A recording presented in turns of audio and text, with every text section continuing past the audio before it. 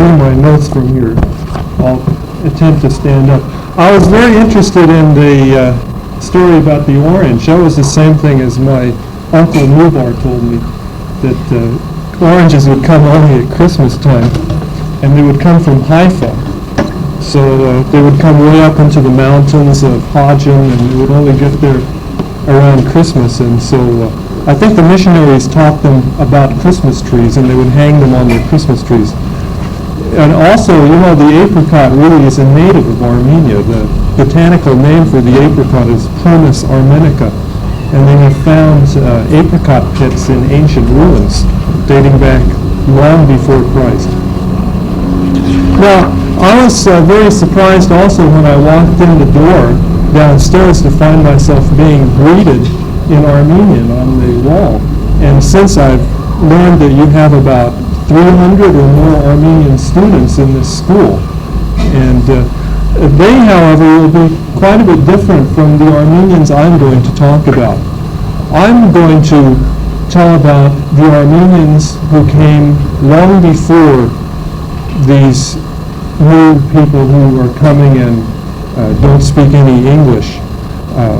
The Armenians actually began to come to the United States about 100 years ago. To find the roots of the Armenian immigration here, we have to reach back into the 19th century, back to about 1831, when the first American Protestant missionaries went to the Ottoman Empire. Their original intention was to convert the Muslims to Christianity, but that was impossible. So instead, they turned to educational and medical work among the Armenians. Over the course of the 19th century, they established a whole series of colleges and high schools and grammar schools and hospitals over what was then Armenia. One result of this educational effort was that many Armenians were exposed to Western ideas and to Western education. Some of the more adventurous ones of these, who had been exposed to the missionary education, learned about America and decided to go and try their luck in America.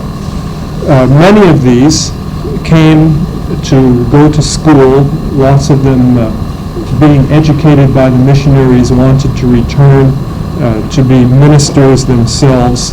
Others came to earn some money and then later go back to their homeland. There were not very many of these people, actually, and most of these were the ones who had been exposed to the missionaries, which were really just a fraction of the Armenians. But after the great massacres, which started in 1895 and 1896 under the Turkish Sultan Abdul Hamid, many Armenians started coming to the United States. The number of immigrants increased greatly. They were fleeing from the persecution and from also the economic disruption. Most of these were young men who planned to work and send money back to their families.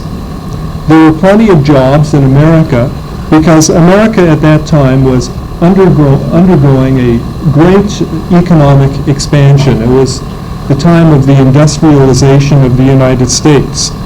So the United States became a mecca for foreign workers, especially from Southern and Eastern Europe during that period. So the Armenians joined the millions of immigrants who were flooding into the United States at that time.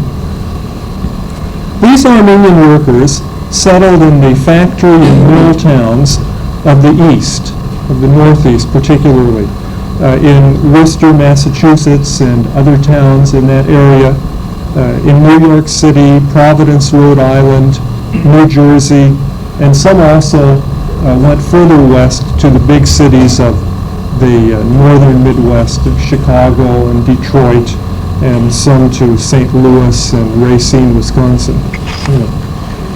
Put this up here so I can see what I'm saying.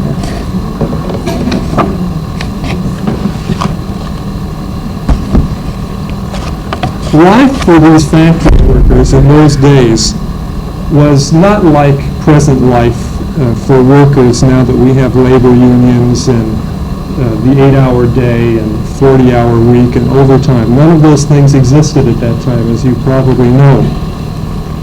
Working conditions were unhealthful and often dangerous, with long hours at very low pay. By long hours, I mean 16 hours a day. Housing was abominable, even by the standards of that day. A common arrangement for these Armenian workers was for 10 or 20 of them to crowd into one tenement and sleep wherever they could find room. One man would be elected the cook, somebody who didn't have a job, and it would be his job to cook something, whether he could cook or not, and the people would eat it, or lacking that, they would go to some cheap Armenian restaurant. There were plenty of those around, and they catered to these young workers. Under these adverse conditions and lacking the comforts and stability of a decent home life, the situation of these workers was not very good. They were exposed to dust and pollutants in the factories. The machines were terrible, were very dangerous. They worked in heavy industry with machines that would grab your arm and bite it off. These conditions don't exist so much today, but they did in those days. Most of the young workers wanted to get out of these factories. They didn't like working for wages. They didn't like the conditions, and so they thought that the only way that they could get out would be to save their money and to go into private business. So that's what they did. They weren't getting very much money to begin with, but they saved some of it after they had paid their bills and after they had sent a good portion of their paychecks home. And after they had gathered a little bit of capital, they started some kind of private business. These could have been just about anything. But for these poor people, they started on a small scale. In the Armenian neighborhoods, you could find innumerable shoemakers, tailors, grocers, coffee shop owners, innkeepers, and restaurateurs, just about anything. Along with those small mom-and-pop stores, just pop actually because the moms were back in the old country, along with these small stores, there were a few big-time operations also, but these were very few, and they belonged to those who had brought a little bit of money with them or who had been exceptionally fortunate. The most prominent of this type of operation were the rug stores. You've probably heard of Armenian rug dealers, and that really is true, but these represented just a very small fraction of the Armenian immigrants. By 1925, there were over 300 Armenian rug dealers in the United States. 100 of these were in New York City alone. But as a matter of fact, the first Armenians to come to Los Angeles were rug dealers. But these people were exceptional. They were the very few who had a little bit of money, and 300 out of 60,000 or more immigrants really isn't very many, so we should keep them in perspective. For this brief background, I would like to turn our attention to California, and we're going to concentrate a little bit on Fresno, because Fresno at that time was the center of Armenian immigration into California, and is where all the action really was in the early periods of the colony. And we can get a good idea of the development of the California Armenian colony by looking at Fresno. There were three major points of settlement in California for the Armenians. These were the central San Joaquin Valley in Fresno County, in Los Angeles, and in San Francisco. The first area to be settled was Fresno, which for a long time, had by far the largest Armenian population in California. That is not true anymore. The first Armenians to settle in California were the brothers Hagop and Garabed Seropian, who came in 1881 to cure the tuberculosis which Hagop had contracted in Worcester, Massachusetts. They wrote to their friends in Armenia and also in Worcester describing apples, describing eggs as big as apples, grapes as big as eggs, and watermelons as big as boats, and that sort of thing. And so naturally, on the next boat, there were 75 of their friends and relatives who arrived. However, these people who came, now this is the early 1880s, these people who came to Fresno expecting a paradise found instead a dusty desert town on a newly completed railroad line. Fresno had tremendous potential for farming.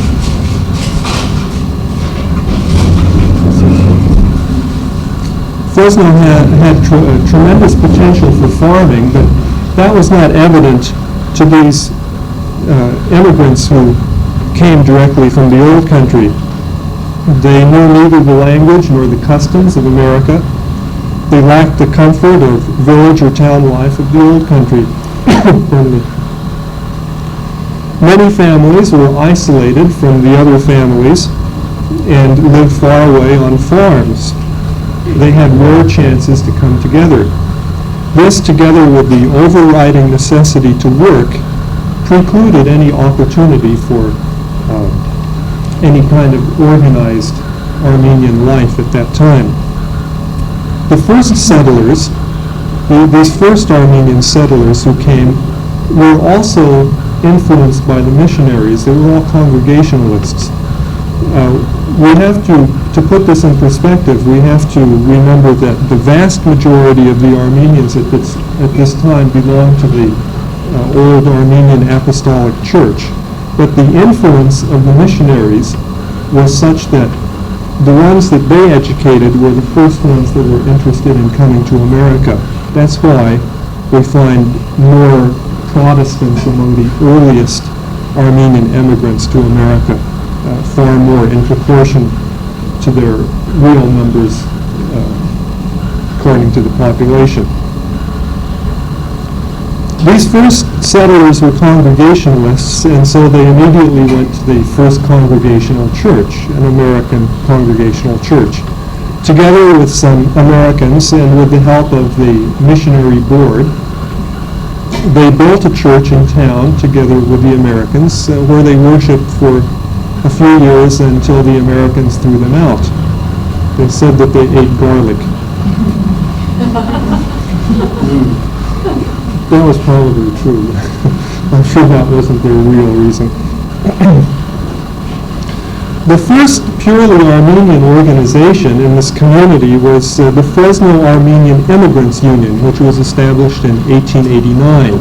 This had as its purpose to promote the intellectual, moral, and social life of the Armenian community. Until 1900, there were only two more Armenian organizations which were founded. One was the Armenian First Presbyterian Church, formed by the Armenians who had been thrown out of the Congregational Church in 1897, and also a funny little association, which I only know the name of, the Quiver Bearers of Zeytun. Zeytun was a famous Armenian village in the highlands of Cilicia, where in 1896, during the general massacre, they successfully staged a rebellion and kept the Turks out of the town. So this organization was named evidently in honor of this successful opposition to the Turks at that time.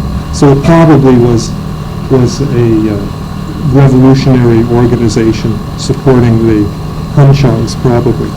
So they were a revolutionary party that existed in Cilicia at that time. They still exist, right? By 1900, there were still only 500 Armenians in Fresno, and the first 1 or 2 Armenians were beginning to trickle into Los Angeles. But after this time, the number began to increase greatly because of the Armenians who were escaping from persecution in Turkey. Many came west after having worked for a few years in the east. By 1908, there were 3,000 Armenians in Fresno, which was a 6-fold increase since 1900. By 1914, there were in the whole state of California 10,000 Armenians. About 7,000 of these were in Fresno and the surrounding rural areas, 2,000 in Los Angeles, and a smaller number in the San Francisco Bay Area. This period from 1900 to the early 1920s was a time not only of great upheaval in Armenia and in the world, but also of economic development and expansion in California and the United States, particularly in California.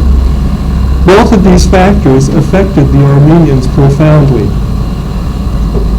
On one hand, the great upheavals were the basic cause for the emigration of the Armenians to the United States, and they occupied the attention of all of the immigrant communities.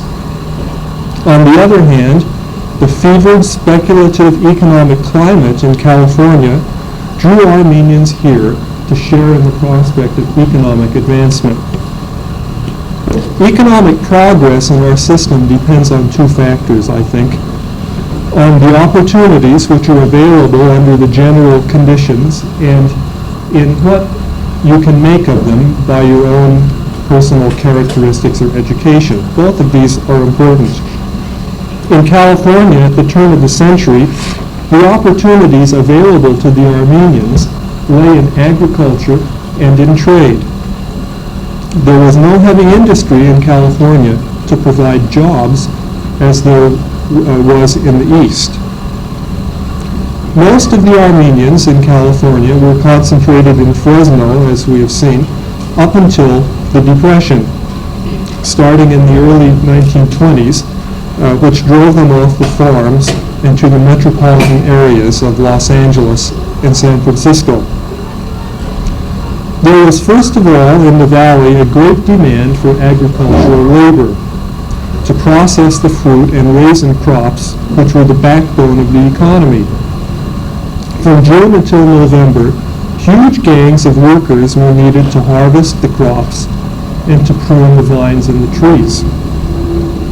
This work attracted a large foreign-born population and provided jobs for the Armenian immigrants. But what was notable about the Armenians, in contrast with many of the other immigrant groups, was the speed with which they left being farm laborers and became farm owners. Even by 1900, there was already a considerable number of Armenian farmers in the county. As the new immigrants flooded in after 1900, they too were seized by the urge to own land. Many brought with them some capital which they had saved up from their time in the eastern factories. Pardon, could somebody bring me a little water? Okay. Many of these people brought some capital with them from the eastern factories, or even some small business experience or exposure to Western business practices, which they gained through contact with the missionaries. Thank you.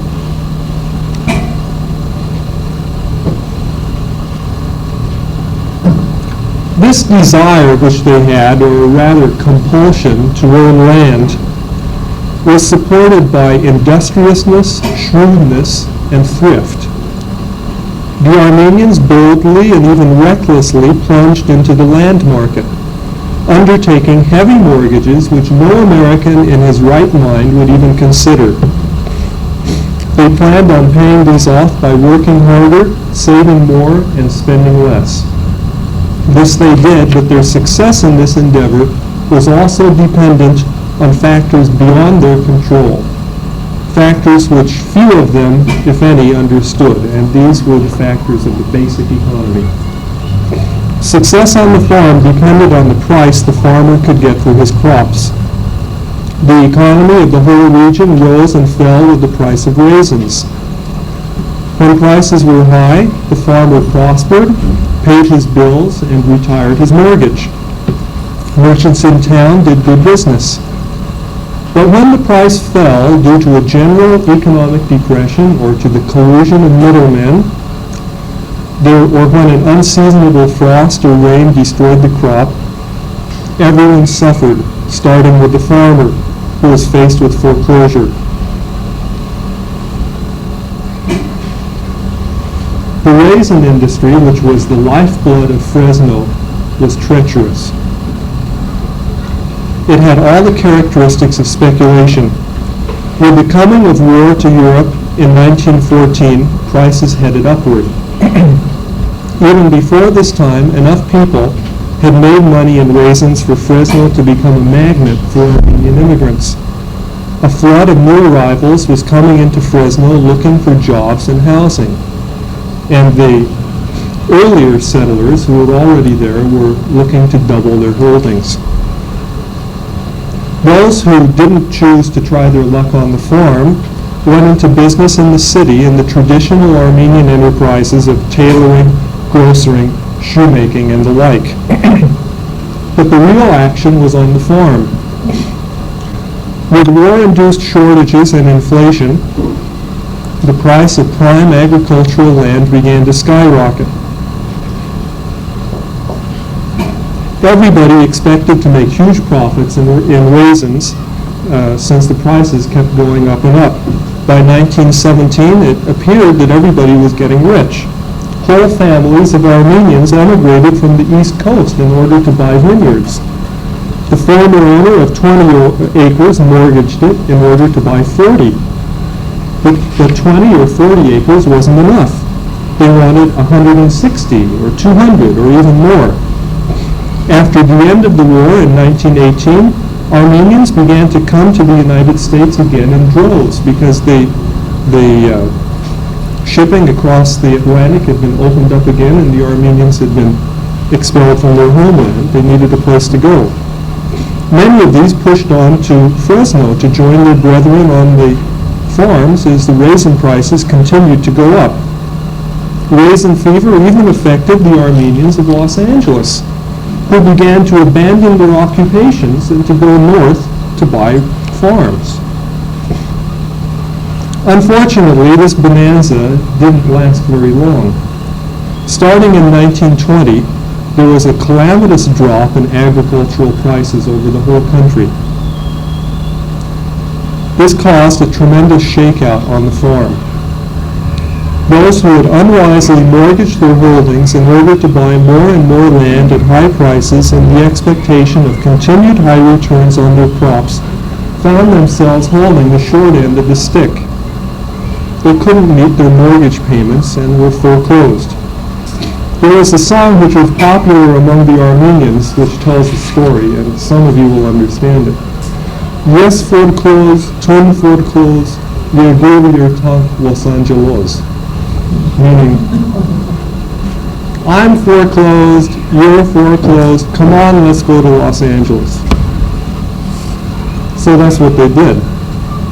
By the 1930s, there were more Armenians in Los Angeles than in Fresno. And although some Armenians did manage to keep their farms through the Depression, and you can find Armenian farmers in the San Joaquin Valley even to this day, most were forced into urban occupations, where they struggled along during the lean years until the next great period of upheaval, beginning with the Second World War. How are we doing?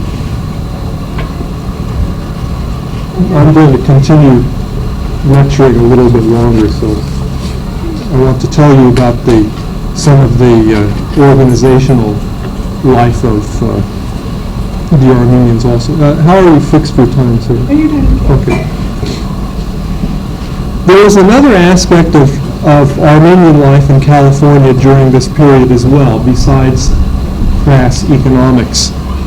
And this was the Armenian organizational life. The Armenians organized themselves into their own societies and groups which reflected their concerns, whether they were religious, political, philanthropic, social, or cultural. Many of these groups didn't last very long, but some of them continue to this day. Each one of these groups reflected some basic concern of the people who started them, and as in any society, as in any nation of people, there were different ideas over politics and religion, and sometimes these groups were at each other's throats.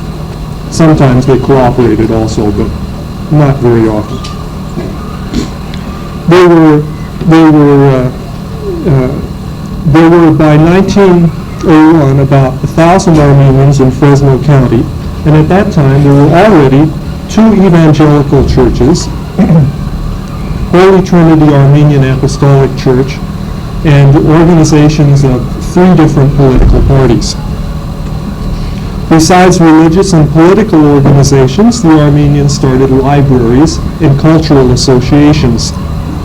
These were often under the aegis of other organizations, such as the Armenian School of Holy Trinity Church, the Lecture Club of Pilgrim Congregational Church, and the Turian Drama Club of the Armenian Revolutionary Federation.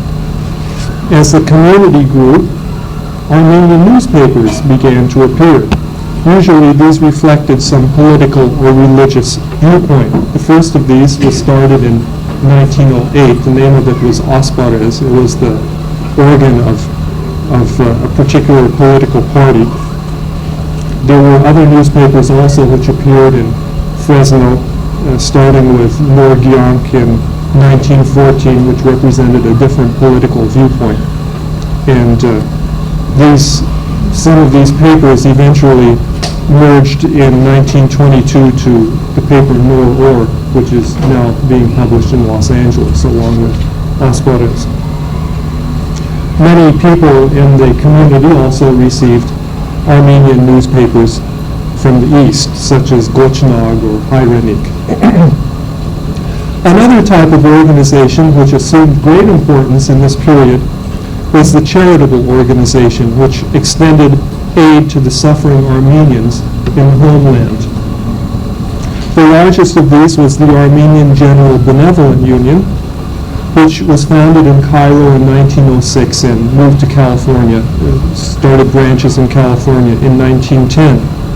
But there were also small charitable groups scattered everywhere. These were mainly small societies of villages in the old country, which had been started to establish a school or elementary school or an orphanage in their village. Eventually, these began to coalesce into larger units, larger compatriotic unions of larger areas, and many of these also exist today. After the war, the Armenians of the United States were faced with an entirely new set of problems.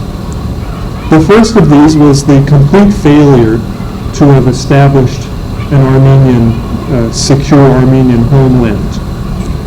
The post-war settlement had ignored the Armenian claims and had affirmed the annihilation of Turkish Armenia.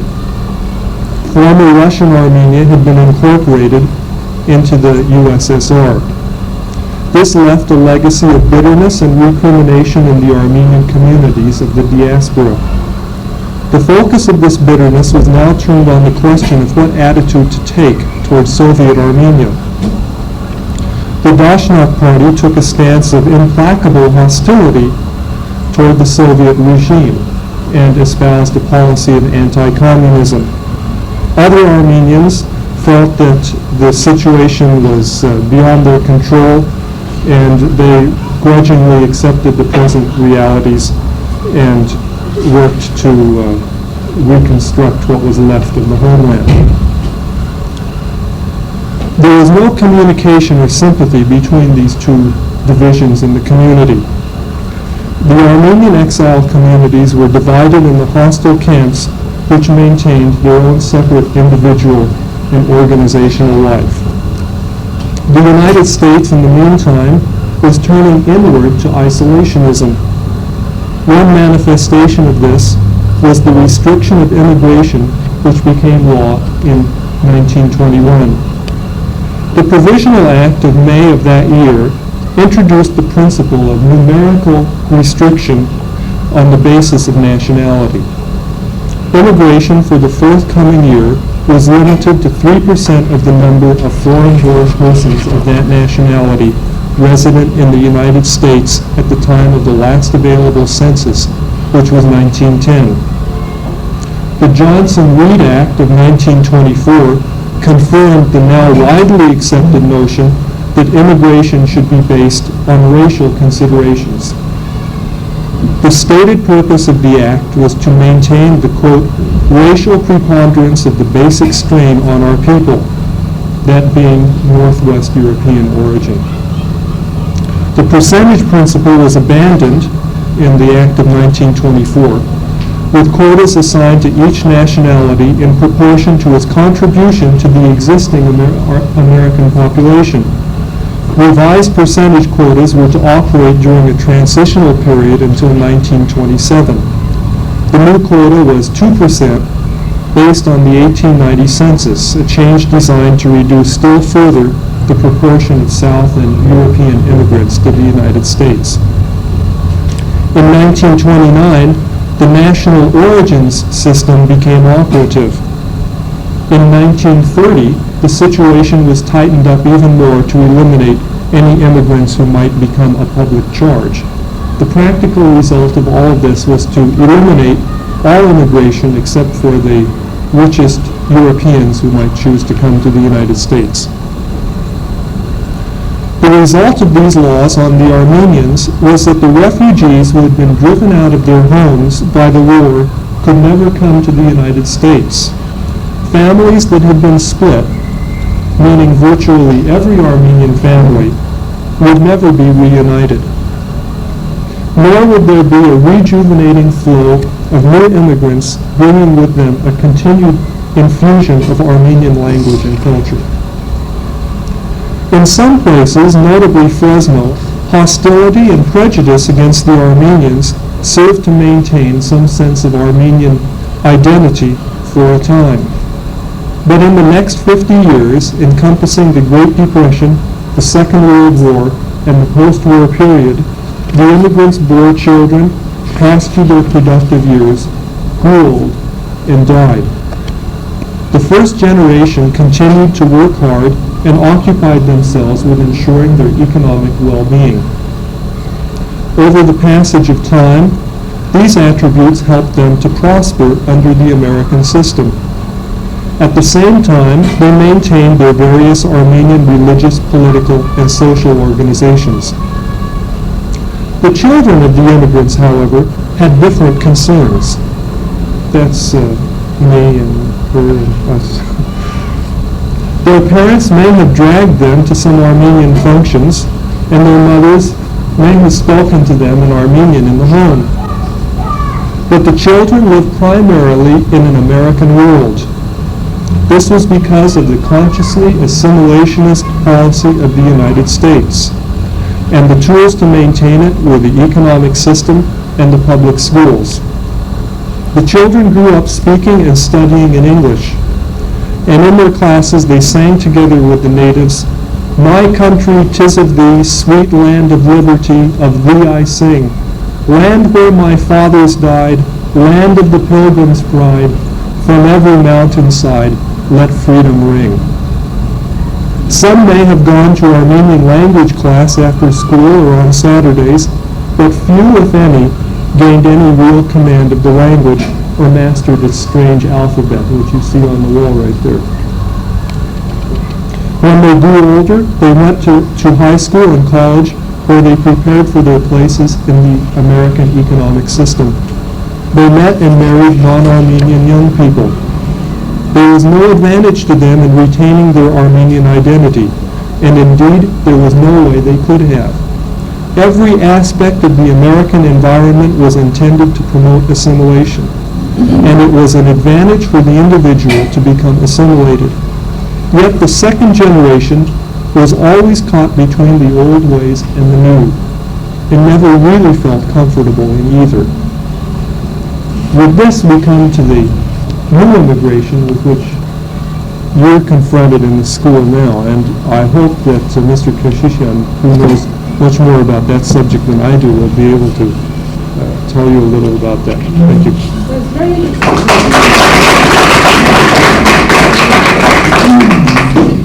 And our next speaker, Osheen Keshishian, who is also the editor of a bilingual Armenian paper. He founded it, and he's his own editor there, which is a quite prominent paper in our community and throughout the United States. We'll take up from where George has left off and talk about currently what is happening. And I think George you gave us a beautiful background there where we could hinge on, we're going to put it up here, where we could hinge on to what's happening today. And I think it's going to be valuable, I think.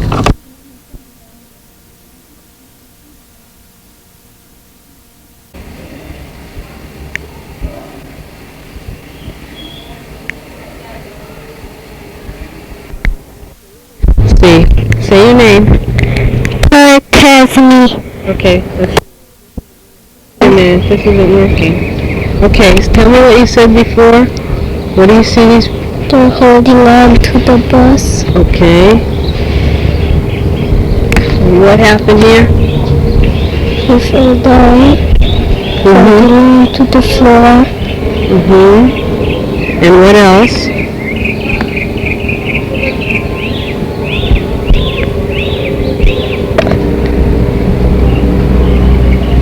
Did you say? What can you name in the picture? What's that? Black. What's that? White. What do you call? White and black. Getting out of the bus. Who's getting out of the bus? The kids running. And what else? And the black boy fell down. And what else?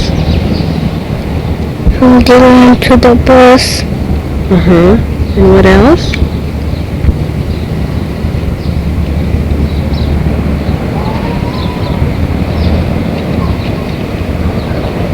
Anything else? Can't remember. What do you see here? Black.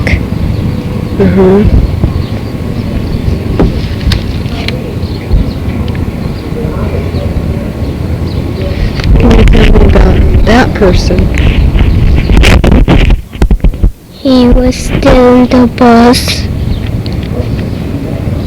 And this person? Yeah, no, this one. What about this one? This one? He was holding on to the black boy. And what about this one? She was holding on to the bus. Okay.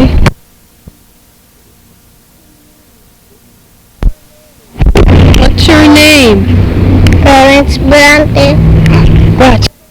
What's that? What are they doing?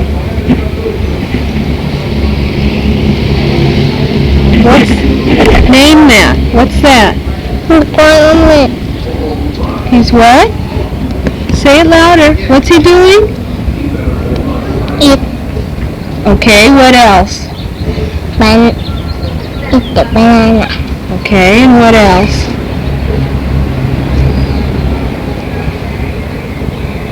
What else are they doing? What's that? What's this, Lawrence? Ooh, that's okay. What's this?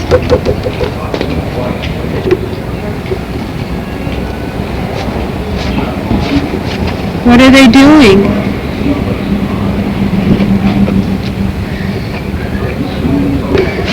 What are they doing? Say it louder. I didn't hear you. What?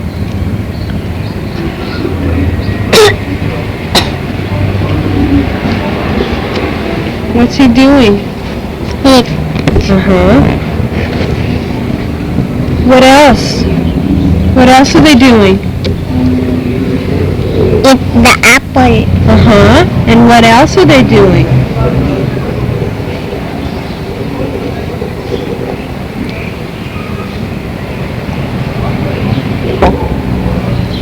Ball.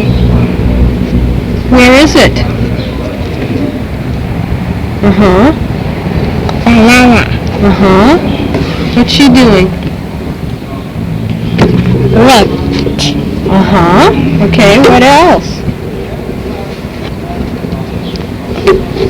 What else do you see? Tell me the things in the picture.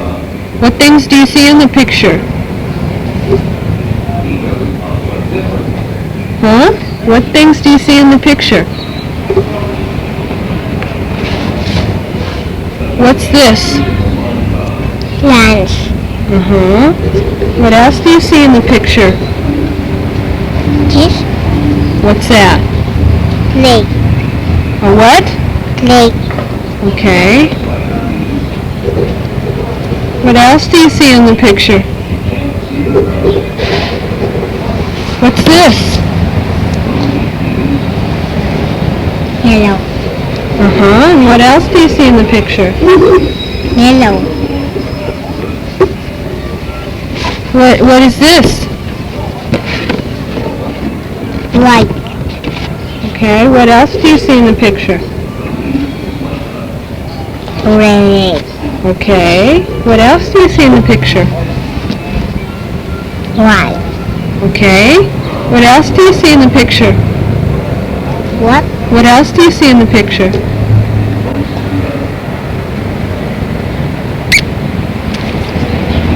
Green.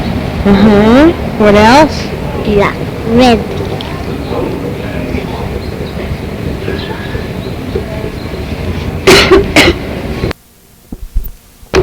Your name. Say your name. Ricardo. Okay. Now tell me about the picture.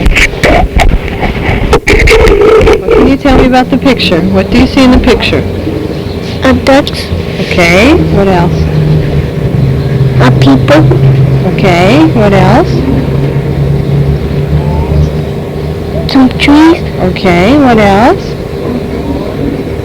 Some sticks. Okay. What else? What else do you see? And ground. Okay. What do you think? Tell me about what those people are doing. Is it done? Okay, press the stop button for me. They want to get some ducks. Okay. Okay, wait. Go ahead, some chickens. Some chickens.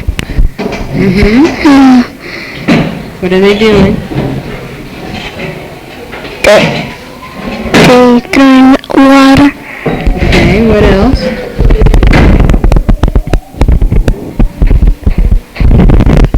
What else? Trees. Uh-huh. What else are they doing here? Some chickens. Uh-huh. What do you think the people are doing? Getting some chickens. What are they doing? Getting some chickens. Getting some chickens? Okay. And what else? Have you ever seen anything in the picture before?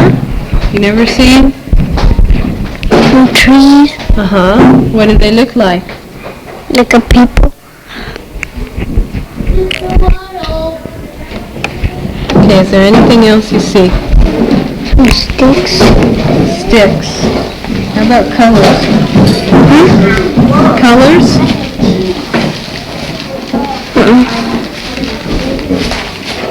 You know, Oh, I see it.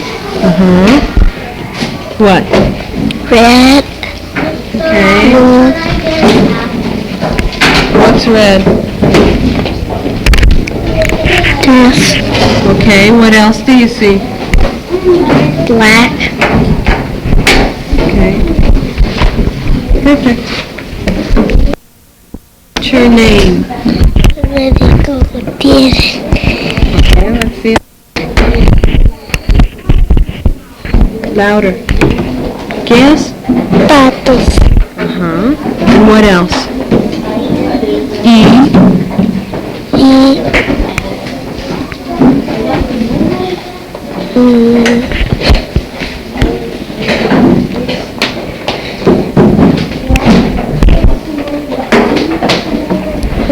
Este es un niño. Okay. E. Y... Este es un hombre. ¿Qué? Este es un hombre. Okay. Otro. Este es un hombre.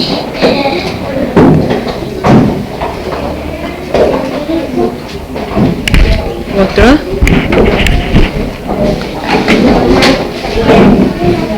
Un hombre.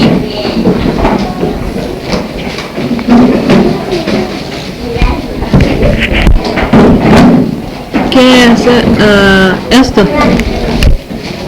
Árbol.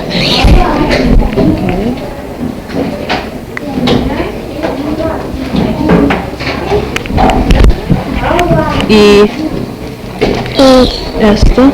Eso. un zacate.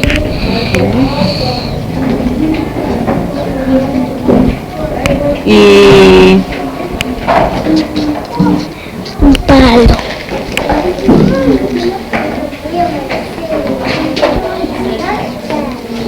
y Oh, it's not that important.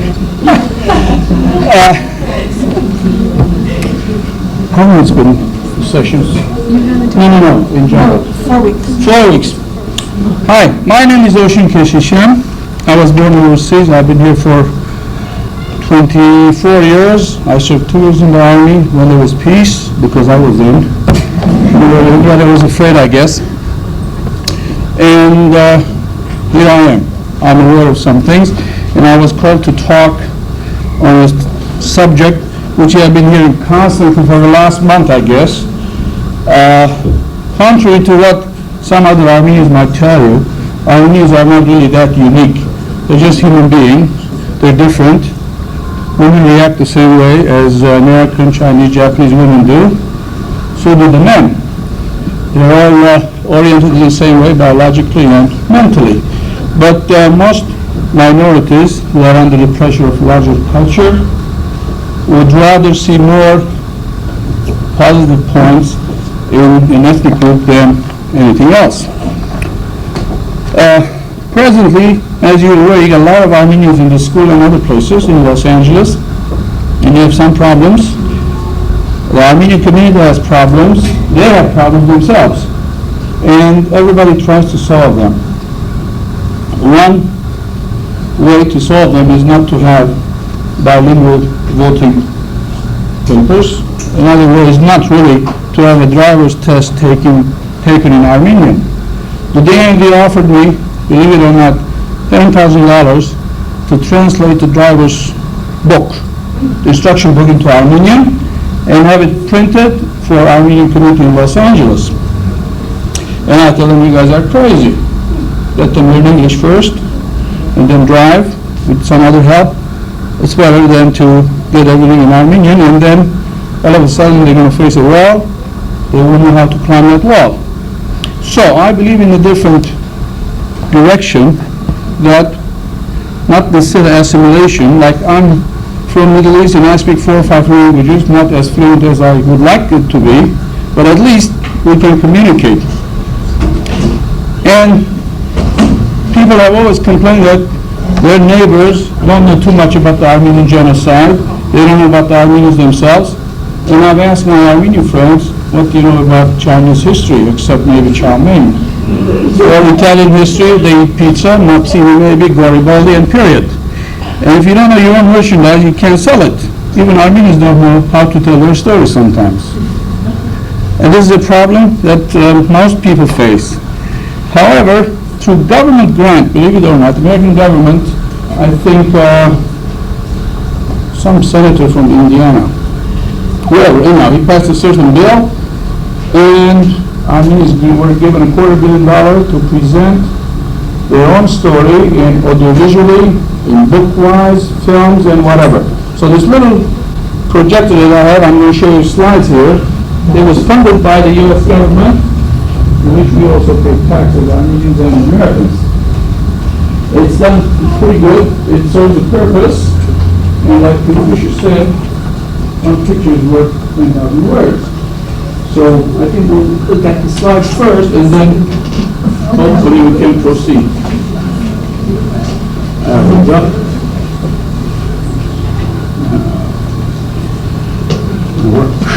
This, by the way, we have in our reserve room downstairs, our media center. So we have this set. It must go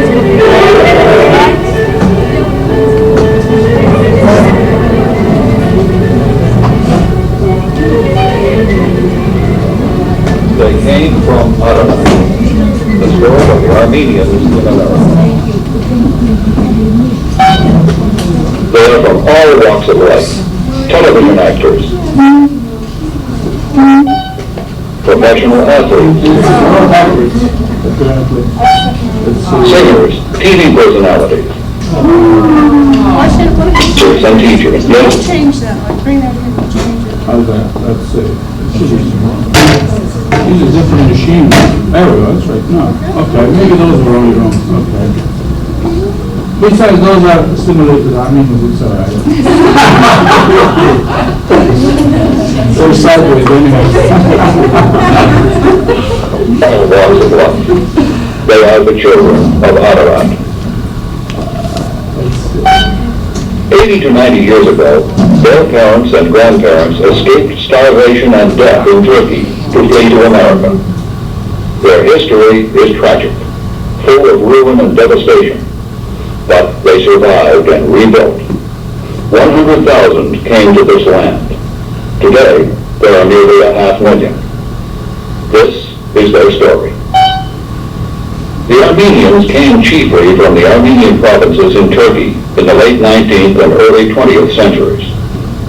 At one time, Armenia was a great empire stretching from the Black Sea on the north to the Mesopotamian plain on the south. But it was a crossroads between east and west.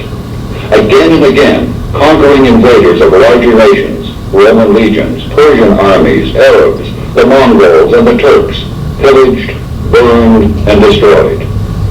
The Armenians survived as a people because of their will, determination, and tenacity. In 1918, after 4 centuries of Turkish rule, the Armenians established an independent nation. But in 1920, it became a part of Soviet Russia, the Soviet Armenian Republic. What was the Armenians' land like? It was mountainous, topped by snow-covered Mount Ararat, the Armenians' national symbol. According to tradition, Noah landed on Ararat after the flood of 40 days. Some men and women are still sheep herders on the mountains. It is also a land of deep lakes, like Lake Sevan, and a land of rich, fertile valleys.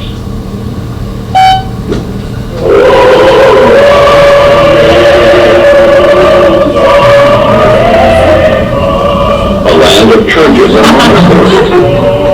Armenians converted to Christianity at the beginning of the 4th century, making them the first Christian nation in history. Their church was independent of Roman Catholicism and Greek Orthodoxy. At Kekhat, the Armenians carved their church out of rock. Deeply committed to Christianity, the Armenians have clung to their religion like martyrs. The church inspired Armenian priests to copy and illuminate manuscripts of the Bible. The Armenian alphabet, used by no other nation, was inspired by the church and is in use by Armenians to this day all over the globe. Armenia was a beautiful land full of churches, art, and industrious people. But it was also cursed by the Turks. Oppressed by tyranny and poverty, the Armenians emigrated to the Promised Land. A few Armenians came to America even before the Mayflower. In 1618, at the time of John Smith, Martin the Armenian was the colonial governor's servant in Virginia. But Armenians learned about America later from American missionaries who established colleges and churches in Turkey in the early 1800s. Robert College was founded by Christopher Robert. Armenian students came to America. In the late 1800s, Sultan Abdul Hamid, Abdul the Damned, ruled Turkey and persecuted the Armenians. In the 1890s, as a result of massacres in the Armenian provinces, large numbers of refugees fled to America. This was only the beginning. In 1915, Talat Pasha, the young Turk successor to Abdul Hamid, gave orders for the forced deportation and massacre of over one-half the Armenian nation in Turkey. Talat's orders were specific. September 16, 1916, to the government of Aleppo. It was at first communicated to you that the government, by order of the Cumhuriyet, had decided to destroy completely all the Armenians living in Turkey. An end must be put to their existence, however criminal the measures taken may be, and no regard must be paid to either age or sex, nor to conscientious scruples. Talat's orders resembled another mass murderer, Hitler. August 22, 1939. I have given orders to my death units to exterminate without mercy or pity men, women, and children belonging to the Polish-speaking race. It is only in this manner that we can acquire the vital territory which we need. After all, who remembers today the extermination of the Armenians?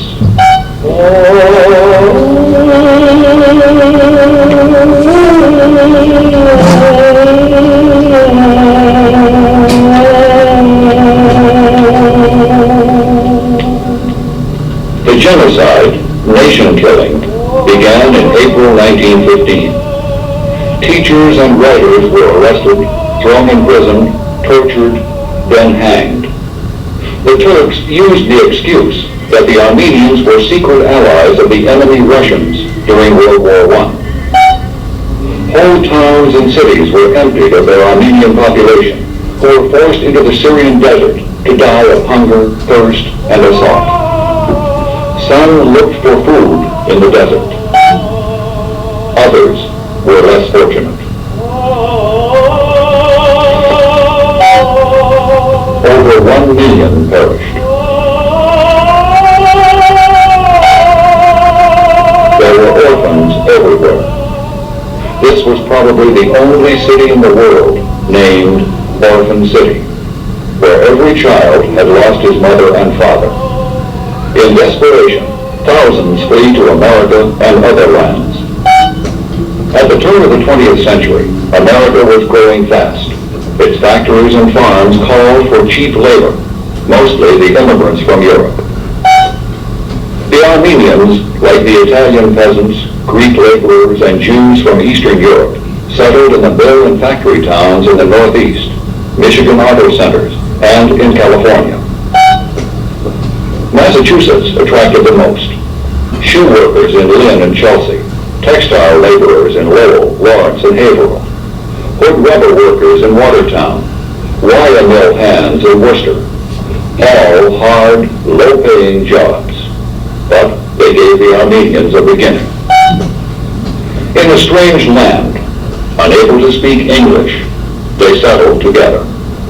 In Boston's South End, near the Watertown factories, in Little Armenias, housing was poor and overcrowded. Mill towns had depressing barracks for cramming in immigrants from Europe, Asia, and Armenia. Some worked at handicraft jobs, as they did in the old country, straining their eyes and fingers for 12 hours a day. With neither money nor knowledge of the language, they took the only jobs available, as laborers in the factories. But they strived to do better. In the old country, they had been tradesmen, shopkeepers, teachers, tailors, and carpenters, and they had the highest literacy rate of all newcomers from Eastern Europe and the Middle East.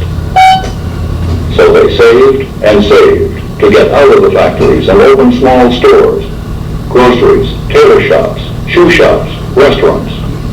A federal survey reported they want to work for themselves, be independent of bosses. A few became successful very quickly, some by importing and selling rugs from the Orient, and became famous for introducing Oriental rugs to beautify American homes. Like others, Armenians also went west and helped to turn the California desert into rich farmlands, particularly Fresno in the San Joaquin Valley. Fresno, the center of the valley, was a dust bowl when the hard-working Armenians arrived in the 1870s and 1880s. But irrigation and industrious immigrants, including the Armenians, made it California's agricultural wonder. The Armenians were soon renowned as farmers. According to a U.S. government report, Armenians are most successful in developing farms, making money, and paying their bills. By working hard, by being thrifty, by good management, they have risen to the top. Armenians raised grapes, figs, and raisins, and introduced the Armenian melon or cantaloupe to America. Some went into the fruit packing business, like the Serovians, who played a major role in Fresno's development.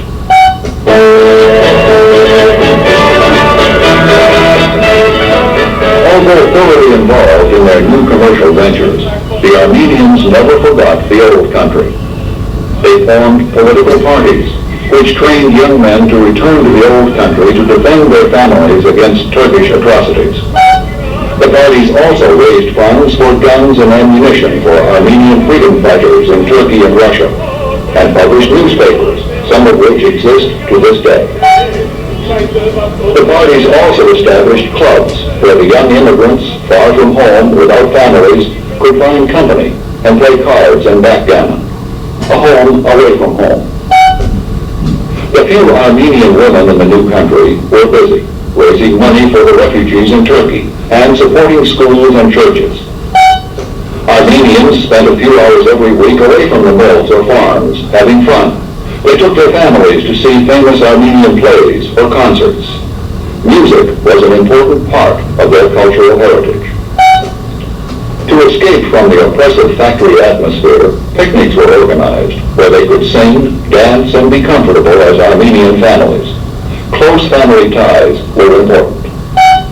Foods such as shish kebab, barbecued lamb, rice pilaf, whole wheat, dolma, and yogurt were important in maintaining traditions. Soon the immigrants, faithful to their church, built humble buildings for their prayers in America. Worcester was the first in 1891. Armenians were also proud to be Americans. In 1903, Moses Galasian, an Armenian businessman, read that the U.S. Navy was going to junk the USS Constitution, Old Ironsides. He wanted to buy it, but someone said, it might worry the Sultan of Turkey if an Armenian purchased an American warship. He turned to another avenue and raised funds for the ship, so that it still floats in Boston Harbor, thanks to an Armenian immigrant. The First World War came and passed, a turning point in the immigrants' history. The Armenian homeland was in ruins, and after 1924, America limited the number of immigrants who could enter the country. In America, young people felt the pressure to conform, especially in the schools. In Kansas City, when an Armenian, Bagdasar Bagdigian, was struggling with a night school application, a teacher scowled and said to him, "Oh, give up your name and change it to Smith, Jones, or a name like that, and become Americanized. Give up everything you brought with you from the old country. You did not bring anything worthwhile anyway." Armenians were called foreigners and Turks on the streets. Despite all this, they kept their ancestral names. Most Armenian last names end in IAM. The Armenians also remained faithful to their ancient church. It perpetuates the religious services and teaches the Armenian language. Near Boston, in the depths of the Great Depression, the Armenians built St. James. Armenians were creative. The most famous Armenian-American writer was a brash young man who grew up in Fresno, California, William Saroyan. The publication of A Daring Young Man and the Flying Trapeze in 1934 heralded a new genius in American literature. In 1940, he won the Pulitzer Prize and has since written over 50 books about the joys of living. 1977 celebrates over 30 years of the Armenian-American Olympics, originated in the 1930s. Armenians from all over the United States and Canada assemble to participate. The games, which are excellent exercise and competition for young people, help to keep Armenian traditions strong. People travel thousands of miles each year to attend them.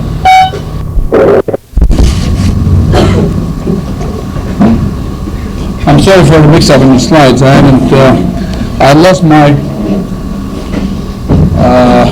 carousel. I used somebody else's and I didn't check it before bringing it in. But it gives you some idea, I think, as to what Armenians have done, what they are doing presently.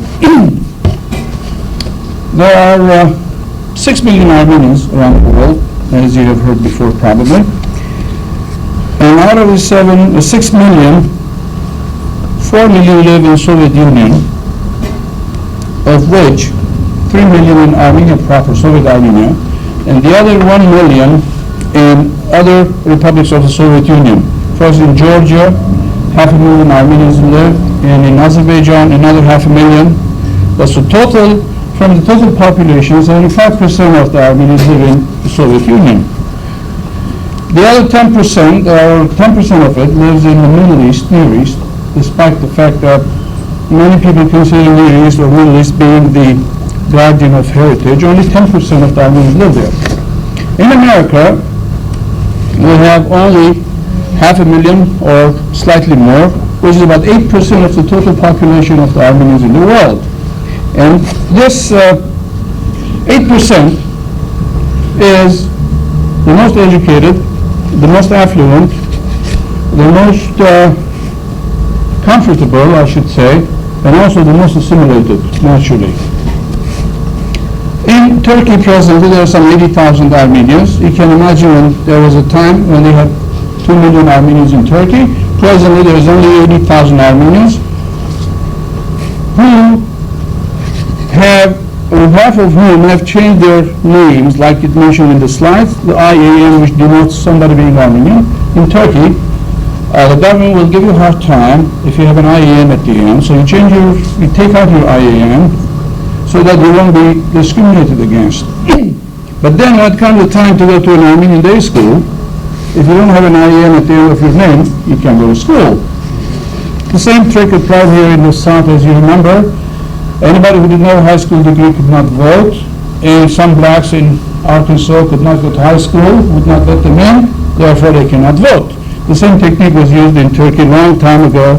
I guess it's an old political trick to put people into pressure. In America, as you had heard, Armenians came before even the Mayflower landed, like Sir Martin the Armenian. Unfortunately, he was a servant, but still, he was here before somebody else. And like most people, we think that we were there before somebody else was there. One of the important things that Armenians have done, and most Armenians brag about it, and I do too, that this American dollar that we have, this green color and the black color was invented by an Armenian, Christopher de Seropian, in 1854. And this patent still is in force with the Treasury Department. And believe it or not, in 1854, this chemist and pharmacist sold it for $6,000. And they sent him back to Turkey at that time, and they gave him a good conduct paper saying that take good care of him. He's a good scientist, good physicist, and a good pharmacist. And another important person is Khachadu Voskanyan. In 1834, he became the president of the New York Press Club, the prestigious New York Press Club, and this Khachadu Voskanian became the president of that club. He also started a custom of class or yearbooks. The yearbooks that we have today in public schools were started by this Armenian fellow, Voskanian. Most of the Armenians in the United States reside either in the East Coast or on the West Coast. Like you heard on the tape, in California we have about 150,000 Armenians, of which 100 resides in Southern California, and most of them in the Los Angeles basin. And right around the school, let's say from, to get our home in this square mileage too, from La Cienega all the way to Vermont, and from the hills, Las Feliz Hills to Beverly or Melrose maybe, there's at least 30,000 Armenians that live in this area. Most of them are newcomers. There's always an old American Armenian group that resides here, that's been here for a long time, but Hollywood has become a transient place for Armenians. They come here first, they settle down in little apartments, and then when they become affluent, they own gas stations, they become teachers or rubbish collectors, whatever, then they move to Pasadena, Glendale, or San Fernando Valley. There's a definite move towards the San Fernando Valley. A lot of the old Armenian Americans, or even American-born Armenians, have moved to the San Fernando Valley.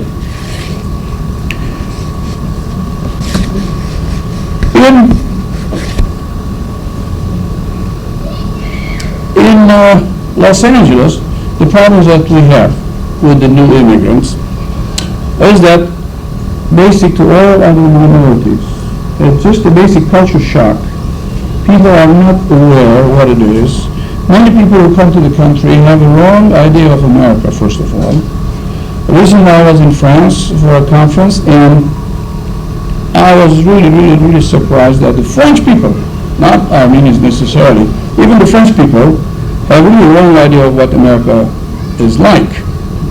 And of course the French, as you know, they are really, they have a phobia against foreigners, and that includes Americans. And I think Charles de Gaulle had a good idea when he tried to close all American farms and have French people establish their own drinking factories or whatever, so that the initiative would not die. In that sense, most people who come to America really have a wrong idea that, you've heard the story, money grows on trees or they can collect them on the streets. And people are surprised that they have to work 8 hours in America. In other countries, you know, people don't work that much. They don't work that hard, and the 40-hour week is really not common to other places. And there's long lunch hours, lunch breaks, so when sometimes kids or teachers don't show up in class on time, you know, they're used to staying longer. That's part of their upbringing. In that sense, Armenians are not really different than other minorities, like I said earlier. However, Armenians, I think, are very industrious. They really want to go ahead in life, and most of them want to be independent. They don't want to work for other people. They like to be their own boss. They like to start their own businesses. Like in the Hollywood area, statistics show that 80% or 75% of gas stations are owned by Armenians. The other 20% maybe by Persians or Arabs. But these people were not really gas station owners, let's say, in their own countries. Maybe they were tailors, probably even teachers, photographers, or whatever. Because gas station work is easy, they can work, so a lot of them own their own businesses. In Fresno used to be the center of Armenian, let's say, Armenian heritage and culture. However, not too many newcomers have gone to Fresno. Very few. I guess nobody wants to be farmers, that's why. So they all come to Los Angeles. San Francisco area has about 10 to 15,000 Armenians. And like I said, the rest is in Los Angeles. In Los Angeles, there is one of the greatest American-Armenian film director, Ruben Mamoulian, one of the most famous directors in show business. He's 80 years old now. He did Blood and Sand, Mark of Zorro. This was way when we were little kids. He was the first man that made an innovation in the movie business, which was moving the camera towards the actor. In the past, the cameras were still steady, and actors used to come back and forth or move around, and the camera was at a standstill. So he thought it would be a good idea to put the camera on wheels and roll it towards the actor and whatnot. And so he did this, and in most history books, in movie history books, I should say, Mamoulian is considered as an innovator in this sense. And also, he did the first color film, and he also initiated the theater in a circle, theater around, where the stage is in the center and people watch from all sides.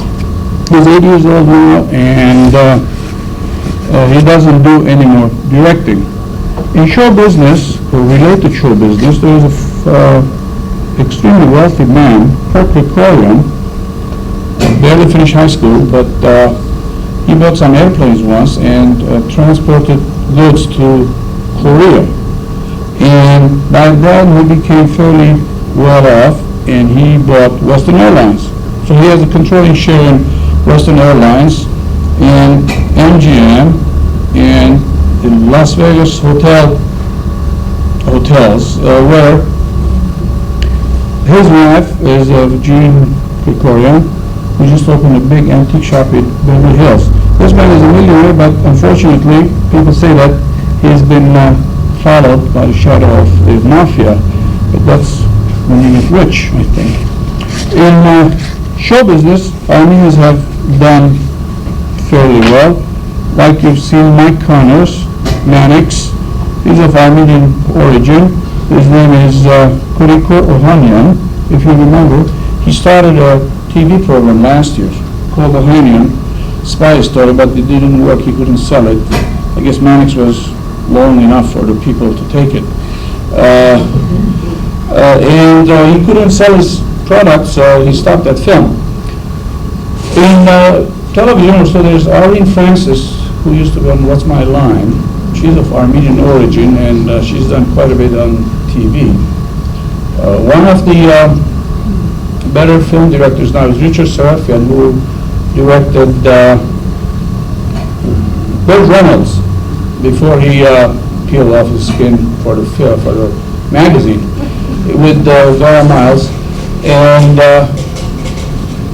right now we have a Leon Tokatian who's doing a lot of TV writing and directing for Universal Studios.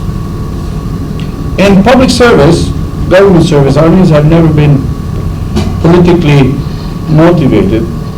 When I say politically motivated, I mean get involved in the democratic process or government service, public service, because in history, Armenians have always been duped and cheated by politicians constantly, by all nations, all people, including America, France, Germany, England, you name it. So they haven't had too much faith in politics. And I remember one of our assemblymen, Walter Cravian, when he wanted to run for office, his mother says, "Hey, you can't be a politician, they're all liars."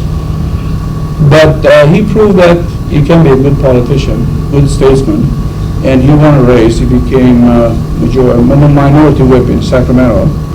Now in California, as you're all aware, George DiMaggio is the Attorney General, very conservative Attorney General. Whether you like him or not is besides the point, but he's made it.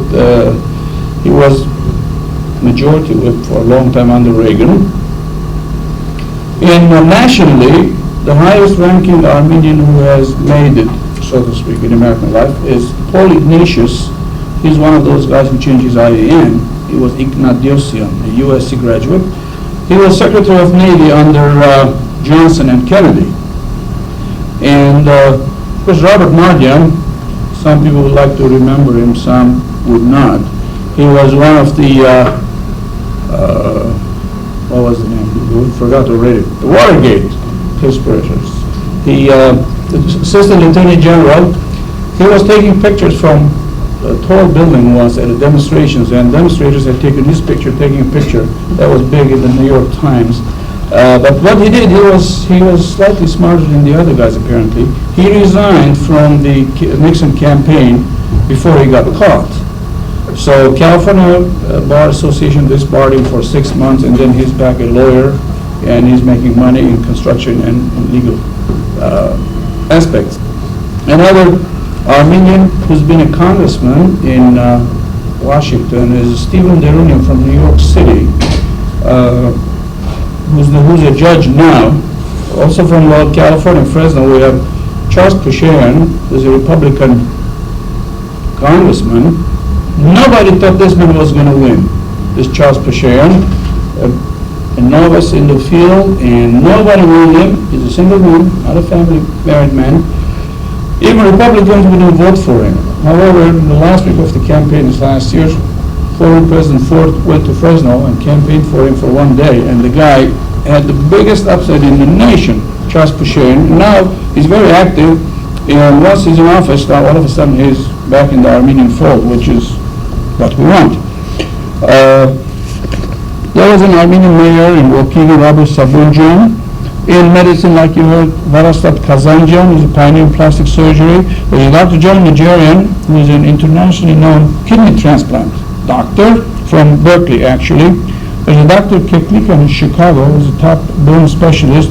And if you don't believe me, I guess, if you believe People magazine, last week they had a feature on him.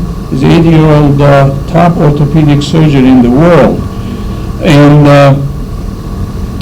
a biased man, I guess, a little bit. He does free surgery to Armenians. So he has to make money somehow. But he's a very nice guy, and he does that. In education, there are 3 presidents, 3 Armenians who are presidents of American colleges or universities. Here in California, Laverne University, or University of Laverne, the president is an Armenian, Dr. Armen Sarafian. And in Southeastern University, in the East Coast, is Dr. Kibarian. And Bentley College in Massachusetts, one of the top private business colleges, is Dr. Adamian.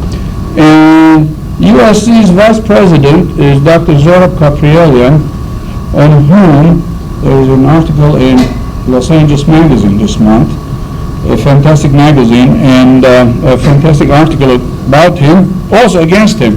They say he runs the university and not Dr. Hubbard. And he was one of the top contenders for the job, but he had a heart attack recently, so his health really will not permit him. But the way editors, newspapermen write, they had attacked him in a nice way, that he's born in Aleppo. He has a thick accent, so he can't be a good president because he has a thick accent. So he missed the boat out there in that line. And USC probably will miss a good administrator, although he's a vice president and the most powerful man in education at USC.